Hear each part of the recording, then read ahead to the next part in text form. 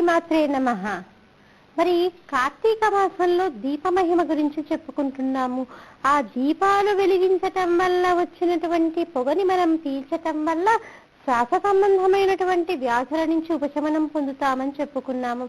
మరి ఇలా శ్వాస సంబంధమైనటువంటి ఉపశమనాన్ని పొందటమే కాకుండా ఆధ్యాత్మిక దృష్టితో మనం ఆలోచించినట్లయితే మరి ఈ సృష్టిలో ఏది చూసినప్పటికీ కూడా అదంతా కూడా ఎవరి ప్రజ్ఞ అని చెప్పుకోవచ్చు? ఆ యొక్క భగవంతుడి యొక్క ప్రజ్ఞ. ఇప్పుడు మనం ఉద్భవించటానికి కానీ, ఒక మొక్క ఉద్భవించటానికి కానీ, ఒక జంతువు కానీ, దన్నిటికీ కూడా కారణం ఏంటి? ఆ యొక్క భగవత్ స్వరూపమే కదా. మరి అన్నిటికీ కారణమైనటువంటి ఆ భగవత్ స్వరూపునికి మనం ఒక రకంగా కృతజ్ఞత చెప్పుకోవాలి కదండి. మనం ఒక రకంగా కృతజ్ఞత చెప్పుకోవాలి అంటే మరి ఏ రకంగా ఆయనకు కృతజ్ఞత చెప్పుకోగలము? పోనీ ఆయనకు కృతజ్ఞత చెప్పుకుందామని ఇన్ని మారేడు దళాలు తీసుకొచ్చాను, ఇన్ని తులసి దళాలు తీసుకొచ్చాను, ఆయనకి పూజ చేసి నేను కృతజ్ఞత తెలియజేద్దాము అనుకుంటే ఈ మారేడు దళాలు ఇన్ని పూలు కూడా అన్ని ఎవరి సృష్టిలోనివి? ఆ భగవంతుని సృష్టిలోనివే కదా. ఆయన సృష్టించినటువంటి వాటినే మళ్ళీ మనము ఆయనకి అందచేస్తున్నాము. మరి దీన్ని కృతజ్ఞత అనిపించుకోదు కదా. మరి అన్నిటినీ మనకి ఇచ్చినటువంటి ఆ భగవంతుడికి కృతజ్ఞత దేని ద్వారా చెప్పగలము? మనము ఈ దీపం పెట్టడం ద్వారా చెప్పగలము. మన కంటికి చూసేటటువంటి శక్తిని అనుగ్రహించాడు ఆ భగవంతుడు. నిజానికి కంటికి చూసేటటువంటి శక్తే లేదనుకోండి, కంటికి చూసేటటువంటి శక్తే లేకపోతే మనం ప్రపంచంలో ఎన్ని అందాలని చూడలేకపోతాము. ఎన్నో అందాలని మనం చూడలేక మనం అంతా కూడా అంధత్వంలో ఉండిపోతాము. అంటే అసలు ఆ చంద్రబింబం యొక్క అందాన్ని ఆస్వాదించలేము. మనం పోయిన వారం చెప్పుకున్నాము, శరత్కాలంలో ఉన్నటువంటి చంద్రబింబం యొక్క సౌందర్యాన్ని గురించి ఎంతో మంది కవులు ఎన్నో రకాలుగా వర్ణించారని చెప్పుకున్నాము. మరి ఆ శరత్కాలపు యొక్క పౌర్ణిమని చూడాలి అంటే, ఆ పున్నమి వెన్నెన్ని చూడాలంటే మనకి కన్నుంటేనే కదా మనం చూసి ఆస్వాదించగలిగేది. మరి అలాంటి వెన్నెలని మనకి అనుగ్రహించినటువంటి ఆ యొక్క భగవంతుడికి, దాన్ని చూడటానికి అనుగ్రహించినటువంటి కంటిని ఇచ్చినటువంటి ఆ భగవంతుడికి ఒక రకంగా కృతజ్ఞత తెలియచేయాలా వద్దా? మరి కృతజ్ఞత తెలియచేయటానికే మనము దీపాన్ని వెలిగిస్తాము. మరి మనకి భగవంతుడు చెవులని అనుగ్రహించాడు. మరి భగవంతుడు అనుగ్రహించినటువంటి చెవులతోటి ప్రియమారా పిల్లలు అమ్మా అంటుంటే వినగలుగుతున్నాము. మరి భర్త ఏమేనో లేకపోతే పేరు పెట్టి పిలుస్తుంటేనో విని ఆనందించగలుగుతున్నాము. లేకపోతే భర్త చెప్పేటటువంటి మధురమైనటువంటి మాక్కులకి మైమరసి విని ఆనందిస్తూ ఉంటాము. అలాగే తండ్రి చెప్పేటటువంటి మాటలకి ఏమ్మా ఎలా ఉన్నావు అనగానే మనకి మనసులో ఏదైనా బాధ ఉందనుకోండి, వెంటనే దుఃఖం పెళ్ళుబుకుతుందా? ఎందుకు? తండ్రి ఎలా ఉన్నావనేసరికే మనకి ఆ దుఃఖం అనేది పెళ్ళుబుకుతూ ఉంటుంది. మరి తల్లి చెప్పేటటువంటి మాటలు, ఏమ్మా ఎలా ఉన్నావు, పోలే నీకు ఒంట్లో బాగాలేదా, నేను వచ్చేవన్నా వండి పెట్టనా అనగానే మనకి ఎంత ఆనందం కలుగుతుంది. మరి ఇంతమంది అంటున్నటువంటి మాటల్ని మనం వినగలుగుతున్నామే. మరి వినేటటువంటి శక్తిని అనుగ్రహించినటువంటి ఆ భగవంతుడికి మనం ఒక రకంగా కృతజ్ఞత చెప్పుకోవాలా వద్దా? మరి అలా కృతజ్ఞత చెప్పుకోవడానికి మనము ఈ దీపాన్ని వెలిగించాలి. అందుకని మనం చెవులు అనుగ్రహించినటువంటి ఆ భగవంతుడు మనకి చెవులు అనుగ్రహించింది ఎందుకండి? ఏవో పిచ్చి పిచ్చి మాటలన్నీ వినమని కాదు, చక్కటి భగవత్ సంబంధమైనటువంటి మాటలు వినమని మనకి ఆ చెవులని అనుగ్రహించాడు. ఒక కార్తీక మాసం యొక్క విశిష్టత వినండి. ఒక భగవంతుని ఆరాధన చేయటం వల్ల ఈ జీవుడు పొందుతున్నటువంటి అభ్యున్నతిని గురించి వినండి అంటూ మనకి ఈ చెవులను అనుగ్రహించాడే కానీ, లేకపోతే వచ్చేటటువంటి పిచ్చి పిచ్చి సీరియల్స్ అన్ని చూసి మన జీవితాన్ని వ్యర్థం చేసుకోమని చెప్పట్లేదు. ఇప్పుడు వస్తున్నటువంటి అనేక రకాలైనటువంటి సీరియళ్ల గురించి వినమని కాదు మనకి భగవంతుడు చెవులు అనుగ్రహించింది. మన చెవులు అనుగ్రహించినందుకు మన జీవుణ్ణి మనం ఉద్ధరించుకోవడం కోసం గురువులు చెప్పేటటువంటి 4 మంచి మాటల్ని వినాలి. వాటిని ఆచరణలో పెట్టడానికి మనం ప్రయత్నం చేయాలి. ఇంత చక్కటి చెవుల్ని పెట్టించి మనం గురువులు చెప్పేటటువంటి అమృతధారని మనం వినడానికి మనకి అనుగ్రహాన్ని చూపినటువంటి ఆ భగవంతుడికి మనం కృతజ్ఞతగా దీపాలని వెలిగిస్తున్నాము. అలాగే మనకి ముక్కును అనుగ్రహించాడు. ఈ ముక్కుతో ఏంటి, మనం అనేక రకాలైనటువంటి వాసనల్ని గమనిస్తూ ఉంటాము. ఈ వాసనల వల్ల ఏం జరుగుతుంది, మనకు ఒక్కొక్కసారి మనసు కూడా ఎంతో ఉల్లాసాన్ని పొందుతుంది. ఏ మల్లెపూల వాసనో, ఏ విరజాజుల వాసనో, ఏ చెమేలి వాసనో చూడగానే ఏంటి, మనసు కూడా ఎంతో ఆహ్లాదకరంగా మారిపోతుంది. ఎంత అగమ్య గోచరంగా ఉన్నటువంటి ఆలోచనలు కూడా కొన్ని రకాల సువాసనని పీల్చటం వల్ల మనసు ఆహ్లాదాన్ని పొందుతుంది.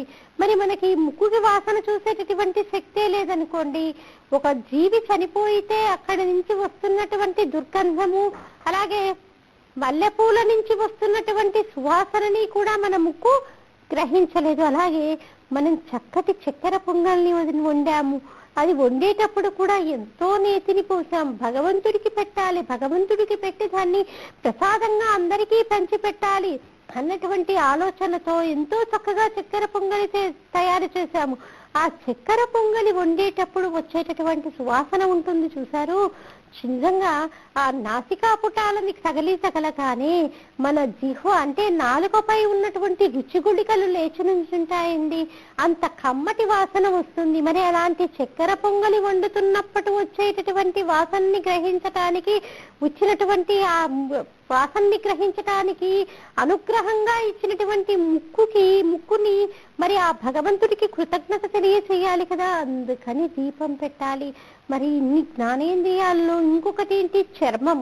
ఈ చర్మం కూడా అంతే కదండి. ఈ చర్మం వల్లే కదా మనకి సగం ప్రపంచం అంతా కూడా నడుస్తుంది. స్పర్శ వల్ల మనము అనేక రకాలైనటువంటి సుఖాలని పొందుతూ ఉంటాము. పిల్లల్ని దగ్గరికి తీసుకున్నామనుకోండి, ఆ స్పర్శలో ఒక రకమైనటువంటి ఆనందాన్ని అనుభవిస్తాము. ఈ జీవితానికి ఇది చాలు అంటూ భగవంతుడికి కృతజ్ఞతలు తెలియజేసుకుంటాము. అలాగే రకరకాలైనటువంటి స్పర్శల వల్ల అనేక రకాలైనటువంటి సుఖాలని పొందుతూ ఉంటాము. మరి నిజానికి చర్మానికి ఈ స్పర్శాజ్ఞానమే లేదనుకోండి, మరి అలాంటి స్పర్శాజ్ఞానమే లేకపోతే మనకి బాగా ఎర్రగా కాలినటువంటి బొగ్గుని తీసుకొచ్చి మన శరీరం పైన పెట్టినా ఒకటే, అలాగే చల్లగా ఉన్నటువంటి ఒక మంచు ముద్దని తీసుకొచ్చి మన శరీరం పైన పెట్టినప్పటికీ కూడా ఒకటే. అంటే ఒక రకంగా ఇది నిర్వీర్యమైపోయింది. అంటే ఎటువంటి స్పర్శని కూడా ఆస్వాదించలేనటువంటి స్థితిలో మన శరీరం ఉంది. మరి ఆ శరీరం ఉన్నా ఒకటే, లేకపోయినా ఒకటే, కానీ మనకి అన్ని రకాలైనటువంటి స్పర్శలని అనుభవించేటటువంటి శక్తిని ఆ భగవంతుడు అనుగ్రహించాడు. మరి ఇన్ని రకాలైనటువంటి స్పర్శల్ని అనుగ్రహించి అనుభూతుల్ని పొందుతున్నప్పుడు ఆ భగవంతుడికి ఒక్కసారన్నా మనం కృతజ్ఞత చెప్పాలి కదండి. మరి ఆ కృతజ్ఞతని ఆవిష్కరించడం కోసమే మనము దీపాన్ని పెడతాము. మరి అలాగే నాలుక, ఈ నాలుక ఉంది చూశారు, ప్రతి రోజు కూడా మనం ఎంతో కష్టపడి సంపాదించేది కూడా ఎందుకండి, ఈ నాలుక యొక్క జిహ్వ చాపల్యాన్ని తగ్గించటం కోసమే కదా.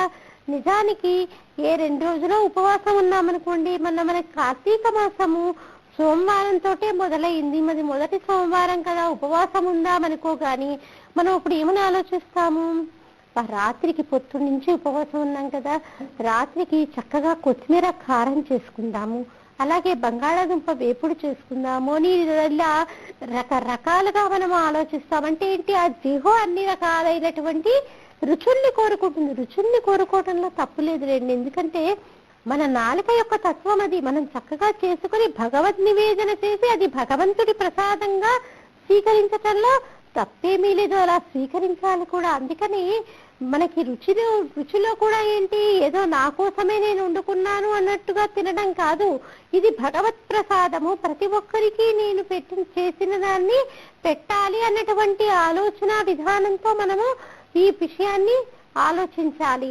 అలా ఆలోచించినాడు మనకి ఆ భగవంతుడి యొక్క కృప కలుగుతుంది. అందుకే మనకి శంకర భగవత్పాదుల వారు ఏం చెప్పారు, జపో జల్పశిల్పం సకలమపి ముద్రా విరచన గతి ప్రాదిక్షిణ్యే కమణమసనాస్యాహుతి విధి ప్రణామ సంవేశ సుఖమఖిలమాస్మార్పణ దృశ సపర్యాపర్యాయస్థవ భవతు ఎన్మే విలసితం.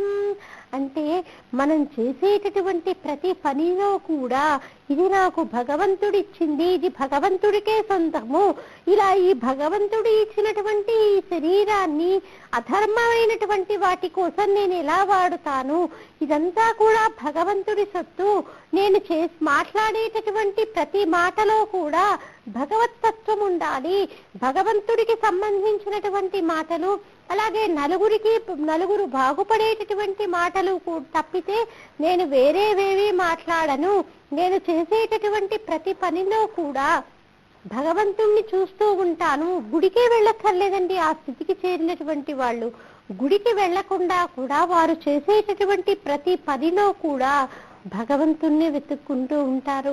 కాబట్టి మనం కూడా ఆ స్థితికి చేరాలి అంటే ఇంత చక్కగా రుచులను చూడడానికి నాలుకలు అనుగ్రహించినటువంటి భగవంతుడికి కూడా మనం కృతజ్ఞత తెలియచేయాలి కదా. లేకపోతే మన నాలిక పైన చక్కగా ఘుమఘుమలాడుతున్న చక్కెర పొంగలి పెట్టుకున్నా ఒకటే, లేకపోతే కుంకుడుకాయ రసం పోసినా ఒకటే కదా. పెద్దగా రుచికి తేడా ఏమి ఉండదు, ఎందుకంటే రుచి తెలుసుకోలేకపోతే. కాబట్టి ఇంత చక్కగా రుచులు, ప్రతి రుచి యొక్క విషయాన్ని కూడా ఆఘ్రాణించగలిగినటువంటి శక్తిని అనుగ్రహించినటువంటి ఆ భగవంతుడికి మనం కృతజ్ఞత తెలియచేయడం కోసం దీపాన్ని వెలిగిస్తాము. మరి ఇన్ని రకాలుగా మనకి దీపాల వల్ల లాభం ఉన్నప్పుడు మనం దీపం పెట్టకుండా ఎలా ఉండగలుగుతాం చెప్పండి. మరి అందున కార్తీక మాసం కృత్తికా నక్షత్రంతో కూడుకున్నటువంటి పౌర్ణమి తిథి, అగ్ని ఆరాధన, ముఖ్యంగా అగ్నికి అధిష్టాన దేవత కృత్తికా నక్షత్రం కాబట్టి ఈ కృత్తికా నక్షత్రంతో కూడుకున్నటువంటి పౌర్ణమి తిథి వచ్చింది కాబట్టి అగ్ని ఆరాధన ఇంతలా జరుగుతుంది. మనం ఈ రకంగా కనుక దీపాలు వెలిగిస్తే నిజానికి చక్కటి అభ్యున్నతి ఉంటుందండి. అసలు దీపాలు వెలిగించటం అన్నది కార్తీక మాసంతో కాదు, కార్తీక మాస శుక్లపక్ష పాడ్యమి నుంచి కాదు, మనం అంతకు ముందు వచ్చేటటువంటి అమావాస్య తిథి నుంచే మనం మొదలు పెడతాము దీపావళి అని. దీపావళి అంటే ఏంటి? ఆవళి అంటే ఏంటి? వరుస.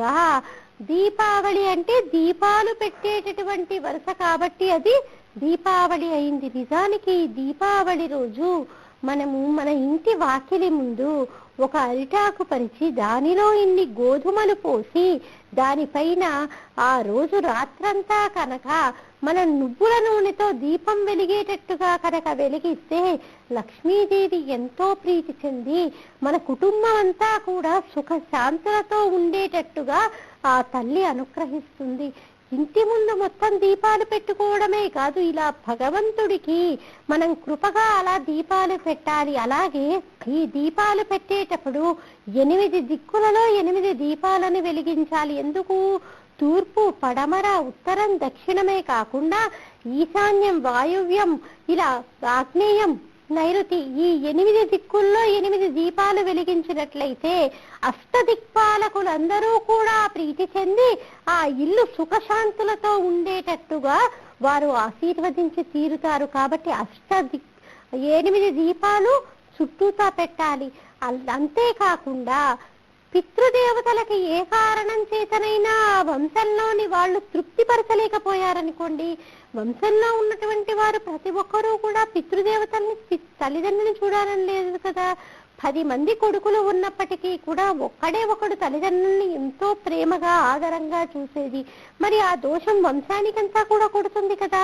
మరి వంశం నిలవాలి అంటే పితృదేవతల యొక్క అనుగ్రహాన్ని పొందాలన్నా కూడా 8 దిక్కుల్లో 8 దీపాలను వెలిగించాలి. ఇలా 8 దిక్కుల్లో 8 దీపాలను వెలిగించినట్లయితే పితృదేవతల యొక్క అనుగ్రహానికి కూడా మనము పాత్రులమవుతాము. కనుకనే మనం ఇవన్నీ కూడా దృష్టిలో పెట్టుకొని, అంటే దీపాలు వెలిగించడం వల్ల మన అభ్యున్నతి, చుట్టుపక్కల వాళ్ళ యొక్క అభ్యున్నతి కూడా ఎంతో మిళితమై ఉంటుంది. అలాగే మనము పౌర్ణమి తిథి రోజు ఏం చేస్తాము? గుత్తి దీపాలని వెలిగిస్తూ ఉంటాము. మరి ఈ గుత్తి దీపాలు వెలిగించేటప్పుడు 360 ఒత్తులు వేసి మనం గుత్తి దీపాలు వెలిగిస్తూ ఉంటాము.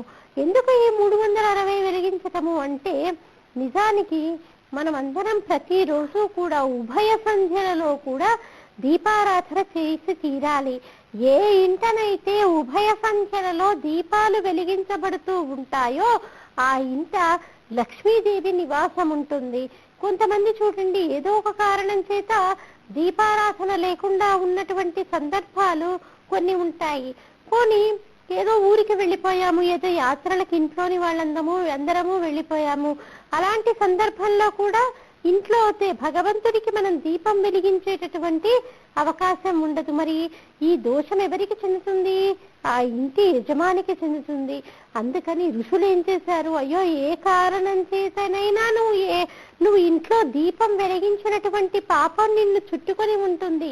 దానికి ప్రాయశ్చిత్తంగా ఏం చేస్తావు, కార్తీక మాసంలో వచ్చేటటువంటి పౌర్ణమి తిథి రోజున నువ్వు 360 ఇంటి దీపాలని, అంటే 360 కట్టని వెలిగించు. నువ్వు ఏ కారణం చేత నువ్వు మిగతా రోజులలో వెలిగించినటువంటి పాపం ఏదైనా ఉంటే దీనితో పోతుంది అని మనకి ఋషులు ఒక పరిష్కారాన్ని సూచించారు. ఇది వినగానే అయ్యో మేము రోజు ఇంకా వెలిగించాలండి, కార్తీక మాసంలో వచ్చేటటువంటి పౌర్ణమి తిథి రోజున వెలిగించుకుంటాం గుత్తి దీపాలు, సరిపోతుంది కదా అనుకోవడానికి వీల్లేదు. మనము ప్రతిరోజు వెలిగిస్తారే, అంటే అకారణంగా, అంటే ఏదైనా కారణం చేత మనకి ఏదైనా గుత్తి దీపాన్ని వెలిగించకపోతే తప్పితే మిగతా అప్పుడు ప్రతిరోజు కూడా మనము దీపాన్ని వెలిగించి తీరాలి. లేకపోతే ఆ దోషం ఆ ఇంటి యజమాని ఖాతాలో వస్తుంది. మరి ఈ రకంగా మనం గుత్తి దీపాలు వెలిగించి అంతటి పుణ్యాన్ని పొందుతున్నాము. మరి ఈ గుత్తి దీపాలు వెలిగించేటప్పుడు కూడా ఏదో ప్యాంటు షర్టు వేసుకొని మనము వెళ్ళడానికి వీల్లేదు. మనం ఆ గుత్తి దీపాలను వెలిగించేటప్పుడు చక్కగా సాంప్రదాయపరమైనటువంటి దుస్తులని ధరించి మనము ఆ యొక్క గుత్తి దీపాలు వెలిగించాలి. పైగా వెలిగించాల్సింది ఎవరు? ఇంటి యజమాని వెలిగించాలి. ఇంటి యజమాని ఎందుకు వెలిగించాలి అంటే ఆ ఇంటికంతటికి కూడా యజమాని ఆయనే కాబట్టి ఆయన వెలిగిస్తే మిగతా అందరూ కూడా ఉద్ధరింపబడతారు. నేను క్రికెట్ మ్యాచ్ చూస్తూ ఉంటాను కానీ మా ఆవిడ వెళ్ళి దీపాలు పెడుతుంది అనడానికి వీల్లేదు. ఎందుకంటే ఇంటి యజమాని కర్త కాబట్టి ఆయనే ఈ దీపాలని వెలిగించాల్సి ఉంటుంది. కాబట్టి కార్తీక మాసంలో వెలిగించేటటువంటి గుత్తి దీపాలకి అంతటి ప్రాధాన్యత. అలాగే మనం ఏం చేస్తూ ఉంటాము, కార్తీక మాసంలో వచ్చేటటువంటి పౌర్ణమి తిథి రోజున జ్వాలాతోరణం చేస్తూ ఉంటాము. ఈ జ్వాలాతోరణం అంటే ఏంటి? ప్రతి దేవాలయంలో కూడా మంటపం ఉంటుంది కదా, అంటే ముఖద్వారం ఉంటుంది.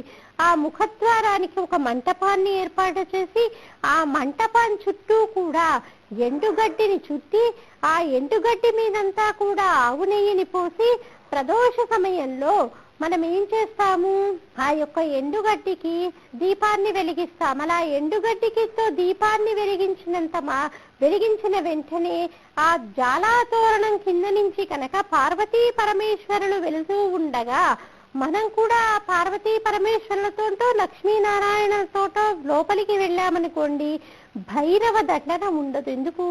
ఈ శరీరంలో నుంచి జీవుడు వెళ్ళిపోగానే అతి సూక్ష్మ రూపంతో దాన్ని దాటుతూ ముందుకు వెళ్ళిపోతుంటాడు. పైగా ఒంటరిగా ఉంటాడేమో, చాలా భయపడుతూ ఉంటాడు ఆ జీవుడు. అలా భయపడుతూ ఉన్నటువంటి జీవుణ్ణి భైరవుడు వెంబడిస్తాడు. భైరవుడు ఎలా వెంబడిస్తాడు? భౌ అంటూ వెంబడిస్తాడు. ఆ భైరవుడి యొక్క వాహనం ఏంటి? కుక్క. కాబట్టి ఈ భైరవుడు వెంబడిస్తూ ఉంటే భౌ అని మనము భయపడిపోతూ ఉంటాము. మరి ఇలాంటి భైరవ దండన ఉండకుండా ఉండాలి అంటే కార్తీక మాసంలో దేవాలయాలలో ఏర్పాటు చేసినటువంటి ఇలాంటి జ్వాలాతోరణాల కింద నుంచి కనుక మనము ఉత్సవమూర్తులతో పాటు మనం లోపలికి వెళ్ళినట్లయితే ఇక భైరవ దండన ఉండదు. ఇప్పుడు కాశీ క్షేత్రాలకి వెళ్ళామనుకోండి, మనము బదరీ కేదార్ అటు పక్క వెళ్ళామనుకోండి, భైరవ దేవాలయాల్లో ఏం చేస్తారు, భైరవ దండన అయిపోయింది అంటూ మనకి వీపు మీద బెత్తంతో కొట్టి లోపలికి పంపిస్తూ ఉంటారంటే అక్కడ తినాల్సినటువంటి దండన ఇక్కడ నీకు అయిపోయింది, ఇక నువ్వు వెళ్ళు అని చెప్పి పంపిస్తూ ఉంటారు. అలా అని పాపాలు చేస్తూ ఉండడం కాదు. ఒకసారి భైరవ దండన తిరించి మనము ప్రాయశ్చిత్తం చేసుకున్నాం, ఇక నేను నా జీవితాన్ని సరిదిద్దుకుంటాను, నేను పాప పంకిలమైనటువంటి స్థితిలో ఉండను, ధర్మబద్ధమైనటువంటి జీవితాన్ని గడుపుతాను అంటూ మనం నిశ్చయించుకోవాలి. అలా నిశ్చయించుకొని మన జీవితాన్ని మనము సుగమనం చేసుకోవాలి. ఈ రకంగా పౌర్ణమి తిథిని మనం ఉపయోగపరుచుకోవాలి. అలాగే ఈ పౌర్ణమి రోజు పెట్టేటటువంటి దీపాలు పెట్టేటప్పుడు ఒక శ్లోకాన్ని తప్పకుండా చదవాలి.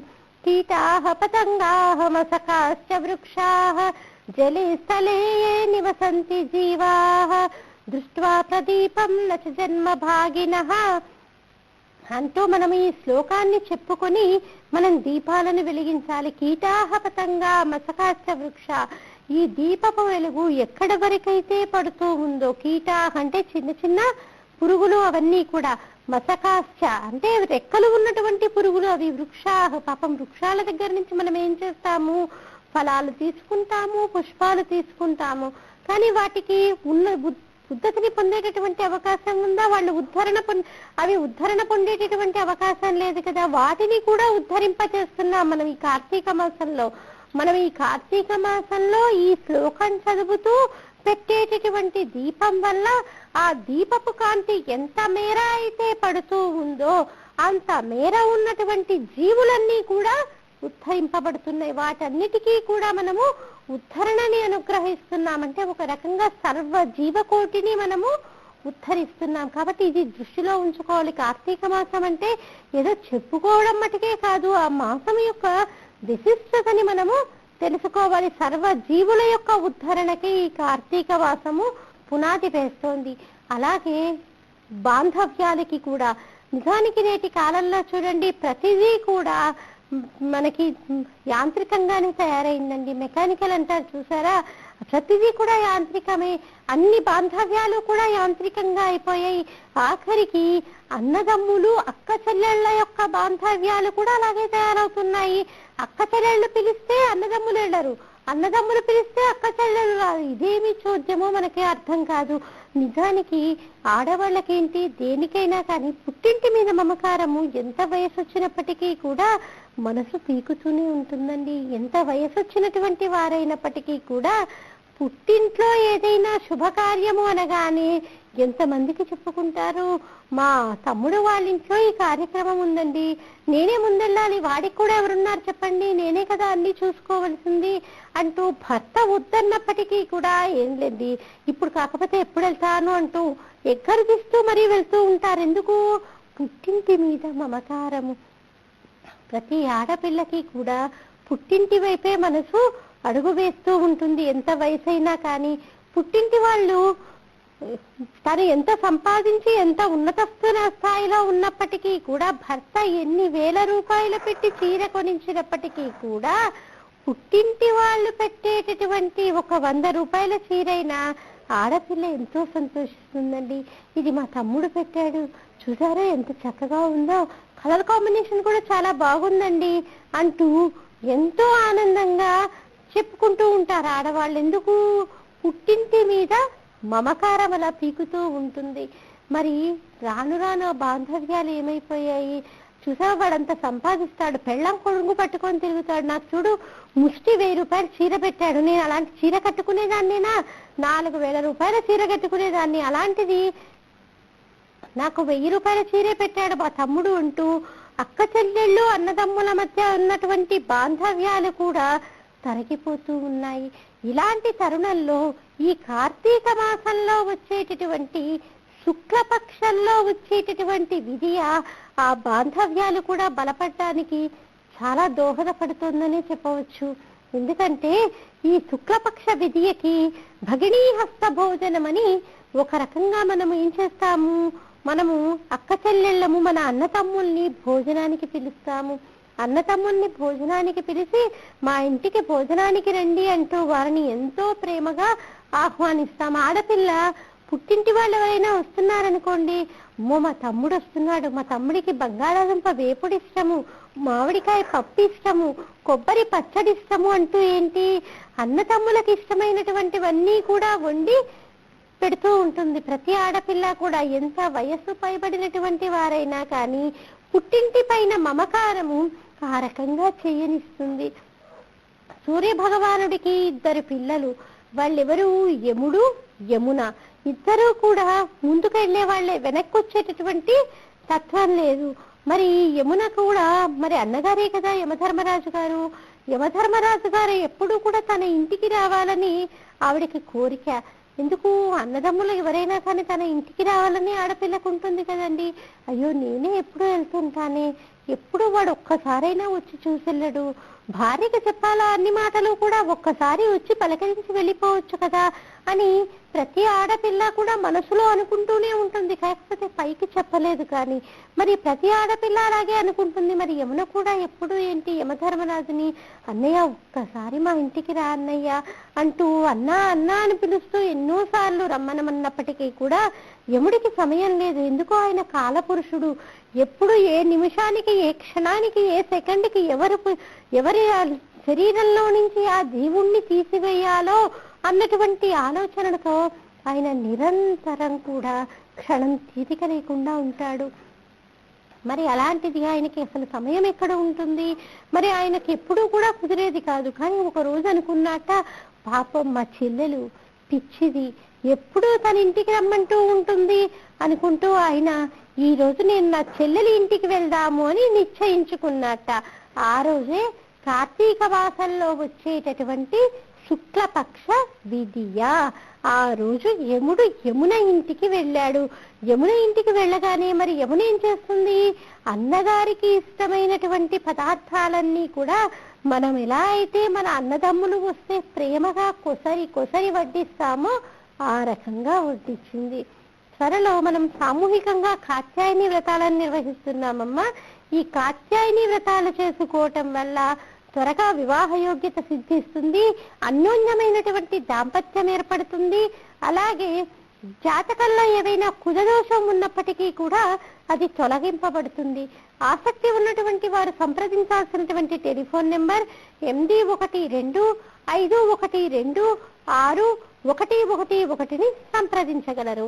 ఇంకా దీనికి సంబంధించినటువంటి విషయాన్ని మళ్ళీ మన కార్యక్రమంలో తెలుసుకుందామమ్మా. స్వస్తి.